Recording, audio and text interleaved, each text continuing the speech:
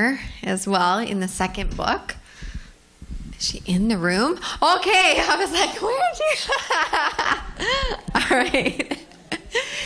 So working with each of these authors has been phenomenal, and working with this particular woman has just been an absolute honor and joy.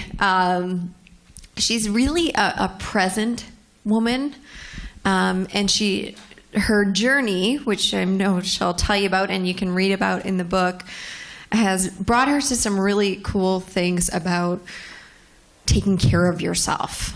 So how many in here of us could use like just super self-care? Yeah, like all of us, right? Yeah.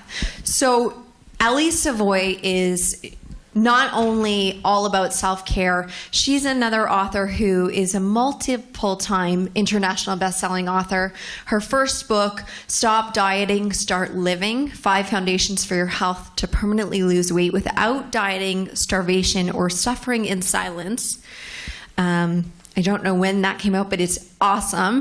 And I know the principles of it are also amazing and have helped a number of people. She's a board-certified coach and truly a phenomenal, caring person who's learned through her journey, made permanent changes herself, and now teaches people how to do that for themselves. And when we talk about empowerment and being empowered, Ellie Savoy is one of those women. She came to us from New York and drove all the way up here, so give her a big hand, please. Ellie Savoy. See you walking around like it's a funeral. So serious, girl, why those feet cold? We just getting started, don't you tiptoe. Waste time with the masterpiece, waste time with the masterpiece. Thank you so much, Jenny, for that lovely introduction. And thank you so much to Randy and Gordon and Jenny and her team. It really has been a phenomenal journey to be part of this book.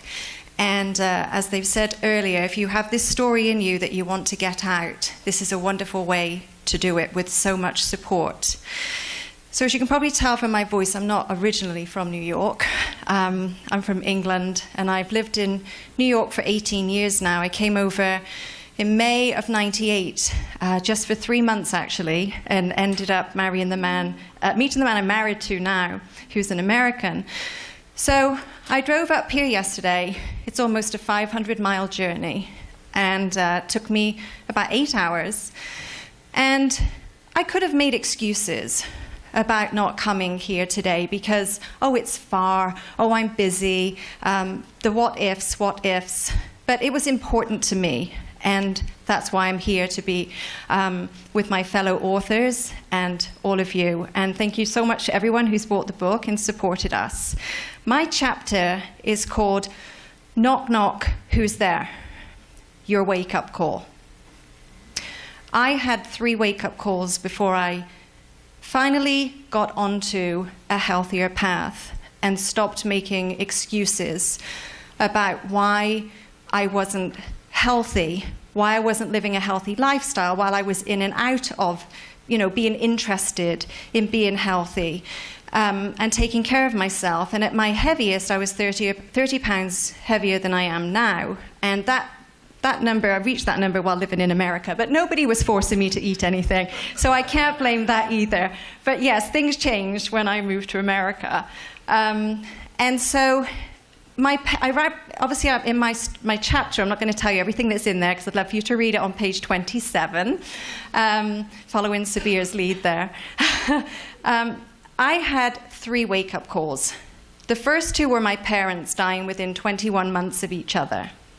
And when Jenny asked me to really tap into the emotions of that when I was writing in my chapter, I actually started to cry again.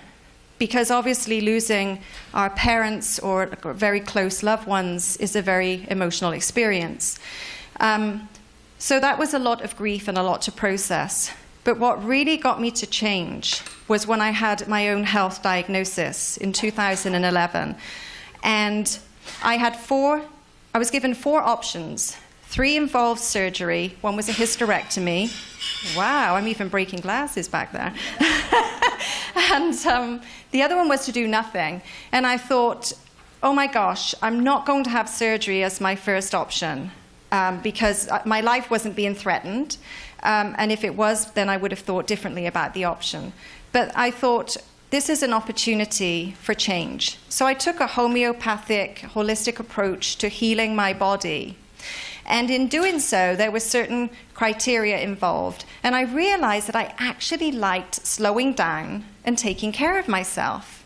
Something that I'd been avoiding for years because, you know, I'm a busy bee, I'm a type A personality, superwoman, I can do everything, couldn't say no to anything. You know, we've heard these stories today. But when I really connected with slowing down and really paying attention and listening to my own body, that's when the changes really started to happen. And I've been on this path now since 2011. It's not something that just happens, you know, overnight. It's a journey. And so as I traveled up here, my lifestyle goes everywhere with me to the extent that it can. And so I arrived here at the hotel, because I'm staying here, go back home tomorrow, with my cooler and most of my meals, actually. It used to be such a chore for me to take care of myself. I hear it all the time, especially from women. It takes too long to make a meal. It costs too much to eat healthy. I'd rather grab something on the way home and not be bothered to cook a meal. And yet, really, that type of convenience is not our friend, because at some point it's going to become very inconvenient with not eating well and taking care of ourselves. And we've all got stress in our lives today. It's just the world we live in. We certainly don't want to manage stress, but we can keep it at a minimum. And how we react to it obviously is going to have an impact on how we feel. I have a really good tip for you if you haven't heard this one.